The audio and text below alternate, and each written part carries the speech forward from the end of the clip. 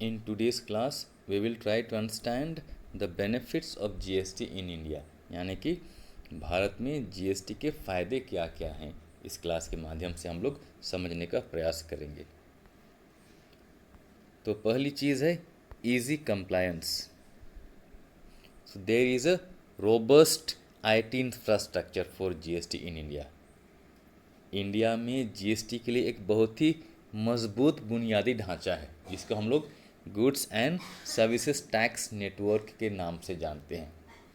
तो जीएसटीएन के माध्यम से ही जो भी टैक्स पेयर सर्विसेज हैं, जैसे रजिस्ट्रेशन हो गया, रिटर्न्स फाइल करना हो गया, पेमेंट्स हो गए, ये सारे काम goods and services tax network नामक पोर्टल से ही किए जाते हैं।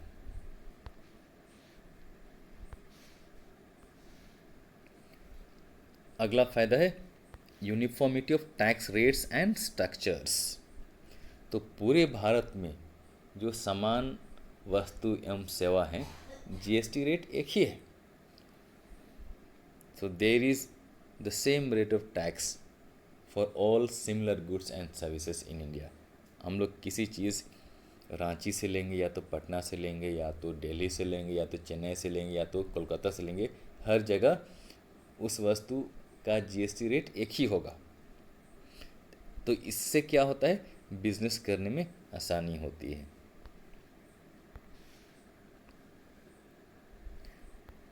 इससे पहले कि हम आगे बढ़ें, हम लोग कुछ जीएसटी रेट्स के बारे में थोड़ा सा समझ लें। तो सबसे पहले हम लोग जानेंगे इंटर स्टेट सप्लाई के केस में क्या क्या टैक्स स्लैब्स हैं। अगर inter state supply of goods हो रहा है तो अलग अलग स्लैब्स हैं। नील जीएसटी है, 0.25% है, 3% है, 5% है, 12% है, 18% है और 28%। तो ये अलग अलग टैक्स स्लैब्स हैं। अगर inter state supply of services हो रहा है तो इस केस में जनरल रेट 18% है, और कुछ केसेस में 5%, 12% और 28% हैं, और कुछ सर्विसेज जीएसटी से एग्जेम्प्टेड हैं। अब आते हैं इंट्रा स्टेट सप्लाई, मतलब किसी राज्य के अंदर जो सप्लाई होगा। यहाँ पर हम लोग गुड्स के केस में और सर्विसेज के केस में दोनों जगह सेम है, 50% ऑफ आईजीएसटी। यहाँ भी 50% ऑफ आईजीएसटी है। तो मान लिया जनरल रेट 18% है, तो इस एग्जाम्पल के तहत 9% होगा। 9% जो कि सेंट्रल गवर्नमेंट के द्वारा चार्ज किया जाएगा, उसको हम लोग बोलेंगे सीजीएसटी। और 9% होगा स्टेट गवर्नमेंट के द्वारा, हम लोग इसको बोलते हैं एसजीएसटी। तो यह लागू होगा इंट्रा स्टेट सप्लाई के केस में। अगला बेनिफिट है no cascading effect of tax. तो जीएसटी के आ जाने से टैक्स के ऊपर जो टैक्स लगता था अब नहीं है, टैक्स के ऊपर टैक्स नहीं है। तो एक्स्ट्रा जो टैक्स का बोझ होता था कस्टमर के ऊपर, वह हट गया है। तो इसका हम लोग एक एग्जाम्पल के माध्यम से समझेंगे।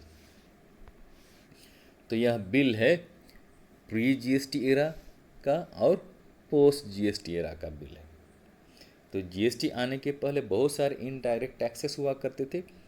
तो इस एग्जाम्पल में मान लेते हैं किसी कंज्यूमर ने 1000 रुपये का अल्कोहल कंज्यूम किया, अल्कोहल का उपभोग किया, तो प्री जीएसटी एरा में उस पर 5% वैट लगता था। तो 1000 का 5% 50 रुपये है, और इस पर 6% सर्विस टैक्स भी लगता था, तो जो कि 60 रुपीज़ है। तो जो फाइनल बिल आता था 1000 वर्थ अल्कोहल कंज्यूम करने से, वह आता था इन टैक्सेस को मिलाकर 1110 रुपीज़। लेकिन यही चीज़ जीएसटी में आ जाने के जीएसटी एरा में क्या हो गया, सिर्फ वैट है। हालांकि अल्कोहल जो ह्यूमन कंजम्पशन के लिए उस पर जीएसटी नहीं लगता है, लेकिन उस पर वैट ज़रूर लगता है। तो वैट है 5% जो कि 50 रुपीज़ है। तो इस तरह से जो फाइनल बिल आएगा अभी वह आएगा 1050 रुपीज़, क्योंकि सर्विस टैक्स तो जीएसटी में चला गया, इसीलिए पहले का बिल ज़्यादा था और अभी का बिल कम है। तो जैसे हम लोग यहाँ पर देख सकते हैं टैक्स के ऊपर टैक्स है, तो ये चीज़ यहाँ पर नहीं है। तो इससे कैस्केडिंग इफेक्ट, टैक्स के ऊपर जो टैक्स है वह हट गया। अगला बेनिफिट है इम्प्रूव्ड कॉम्पिटिटिवनेस। इम्प्रूव्ड कॉम्पिटिटिवनेस, तो reduction in transaction costs of doing business would eventually lead to improved competitiveness for the trade and industry। कहने का मतलब है बिजनेस करने में जो ट्रांजैक्शन कॉस्ट्स हैं उसमें कमी आई है। तो कमी आने से क्या हो गया कि बिजनेस पहले से ज़्यादा कॉम्पिटिटिव है। तो बिजनेसमैन अपने प्रोडक्ट्स एंड सर्विसेज को इंटरनेशनल मार्केट में भी कॉम्पिटिटिव रेट्स पर बेच सकते हैं।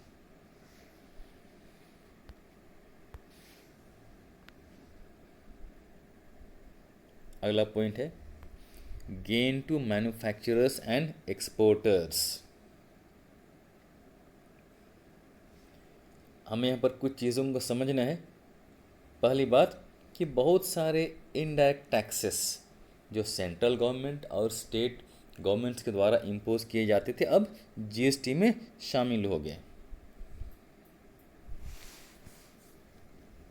तो इससे क्या होगा कि जो लोकल एरिया में गुड्स एंड सर्विसेज प्रोड्यूस किए जाते हैं तो प्रोडक्शन कॉस्ट में कमी आएगी, और अगर प्रोडक्शन कॉस्ट में कमी आएगी तो जो इंडियन गुड्स एंड सर्विसेज हैं इंटरनेशनल मार्केट में कॉम्पिटिटिव प्राइसेस, मतलब उनके प्राइस या तो कम रेट पर भी बेचा जा सकता है। तो इससे क्या होगा, इंडियन एक्सपोर्ट को बढ़ावा मिलेगा, लोग एक्सपोर्ट की ओर आकर्षित होंगे, लोग एक्सपोर्ट करना शुरू करेंगे, निर्यात करना शुरू करेंगे।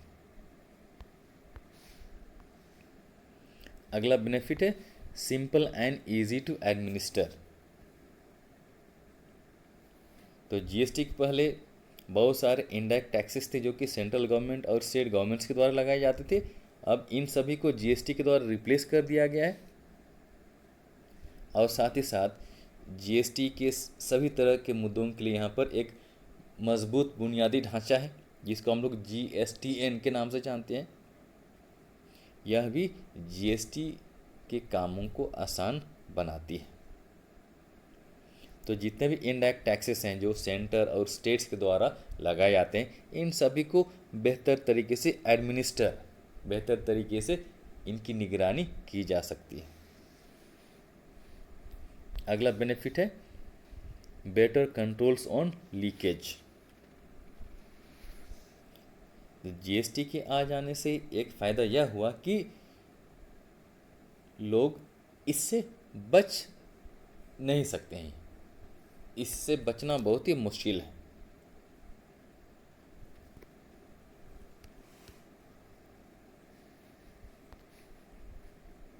अगला बेनिफिट है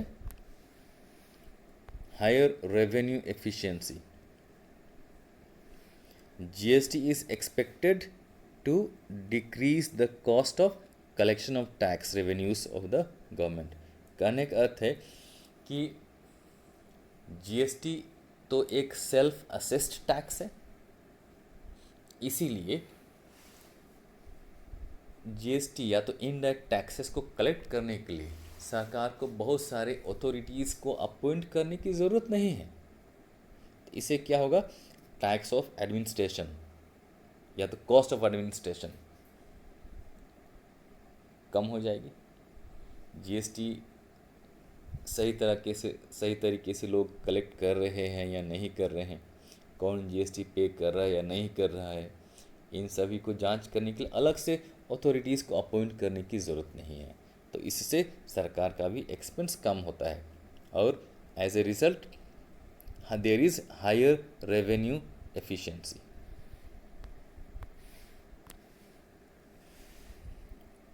अगला बेनिफिट है single and transparent tax proportionate to the value of goods and services. तो जीएसटी सिस्टम में क्या है, मैन्युफैक्चरर से लेकर कंज्यूमर तक एक ही टैक्स है और हर चीज़ में यहाँ पर ट्रांसपेरेंसी है, पारदर्शिता है।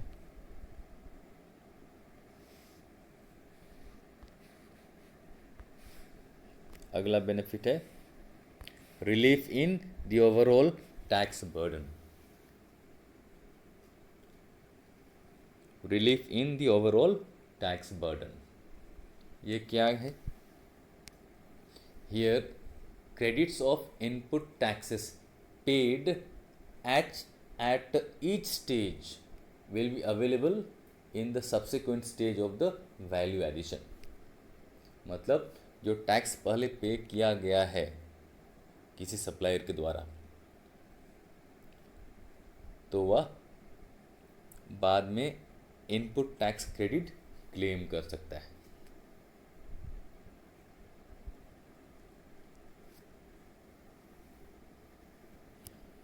Therefore, the overall tax burden on most commodities will come down। बहुत सारे commodities हैं उनके ऊपर जो टैक्स बर्डन है उसमें कमी आएगी, तो इससे कंज्यूमर को फायदा होगा, it will benefit the consumers. तो final consumer will thus bear only the GST charged by the last dealer in the supply chain. तो जो फाइनल कंज्यूमर होगा उसको अल्टीमेटली कम प्राइस में गुड्स एंड सर्विसेज मिल सकेंगे। So thank you all for watching.